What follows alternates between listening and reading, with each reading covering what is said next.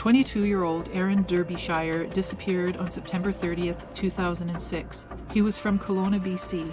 On September 29th, Aaron went out to the Level Night Club with friends. At 1:40 a.m., his friends went outside the club to watch an altercation, but Aaron chose to stay inside. That was the last time he was seen. Aaron's cousin, Nicole Hamlin, was interviewed by the news, and she stated that her and her brother were going to meet up with Aaron the night of his disappearance. But Aaron would not reply to their texts. When he failed to turn up at a planned rafting trip, was reported missing. The investigation into Aaron's whereabouts have revealed that he did not touch his bank account that night, and the cameras at the club were out of service. The RCMP have interviewed almost 300 witnesses, and there have been zero clues as to his location. Before Aaron vanished, he had recently graduated from civil engineering at the Okanagan College. He had a girlfriend and was planning to get engaged. It was out of character for him not to come home, and he didn't have any enemies. Aaron is described as a Caucasian male, and he weighed 160 pounds, and he was 5 feet 11 inches tall. He had short brown hair and was clean-shaven. He was last seen wearing a dark blue plaid shirt and dark jeans.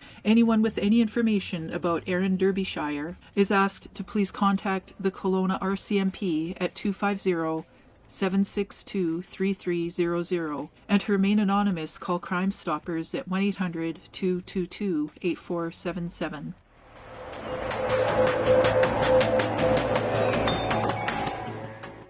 Ryan Shtuka disappeared February 17, 2018. He was last seen at Sun Peaks Ski Resort in BC. He vanished in the early morning hours after attending a house party with roommates. Ryan lived in staff dorms with various roommates at Sun Peaks, where he worked as a lift operator for the ski resort. On February 16, 2018, Ryan left the dorm after work and attended a silent disco event. The group he was with later left the pub and went to a house party close to his own dorm building. Later that morning, on February 17, 2018, Ryan was last seen leaving the house party, which was located on Burfield Drive, around 2:10 a.m. When the group decided to leave the party, Ryan was reportedly seen standing up, believed to be putting on his coat and shoes. His roommates must have been in a hurry because they left believing Ryan was right behind them. Later, on the path home, they turned around and saw that Ryan was not behind them. He was nowhere to be seen. So they continued on their way home, which was about a 5-minute walk.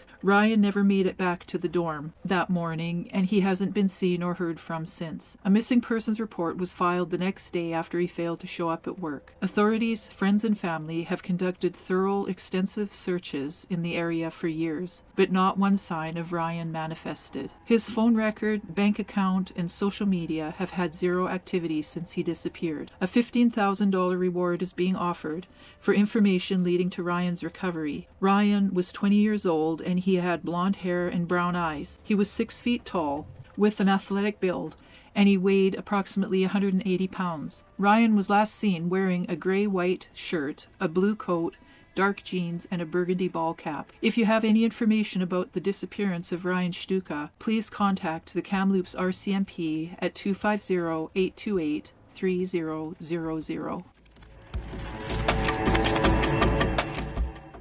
I've covered the Jack family before. I will leave that video in the comments below. On Tuesday, August 1st, 1989, Ronnie Jack left the First Leader pub in Prince George, BC. He was excited about the conversation he had just had with his new employer that had just hired him and offered his wife a job as a camp cook that would also provide accommodation for his children. Ron was looking forward to finally working again after his back injury had forced him to accept welfare, but he was feeling great physically and was ready to provide for his little family once again. The potential employer told Ronnie that the logging camp was up in the Klukultz Lake area, about 40 kilometers west of Prince George, past Bednesty. He was offered a job bucking logs. The Jacks didn't have a vehicle, but Ron's new employer offered the family a ride up to the job site that very night. At 11:16 p.m., Ron Jack called his brother and told him about his good fortune. 2 hours later, he called his parents at Burns Lake and told them that the job would last 10 to 14 days and that the kids would be back in time for school.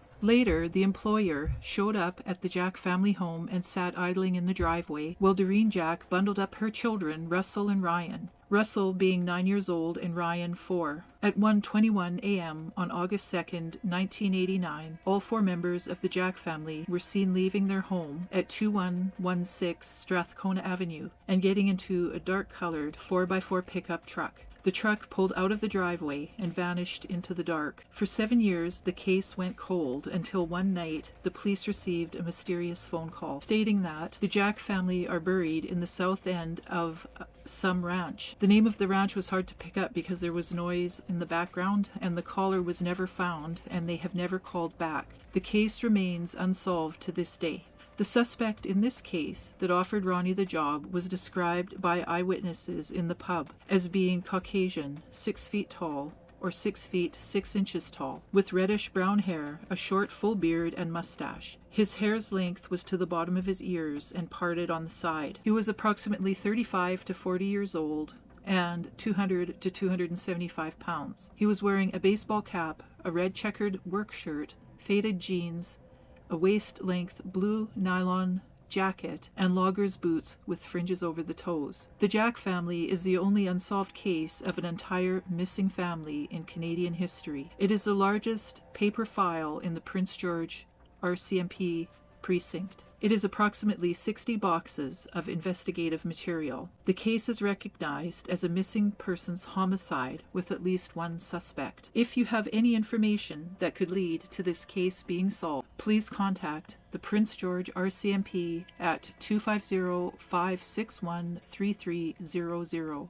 or Crime Stoppers at 1-800-222-8477 if you wish to remain anonymous.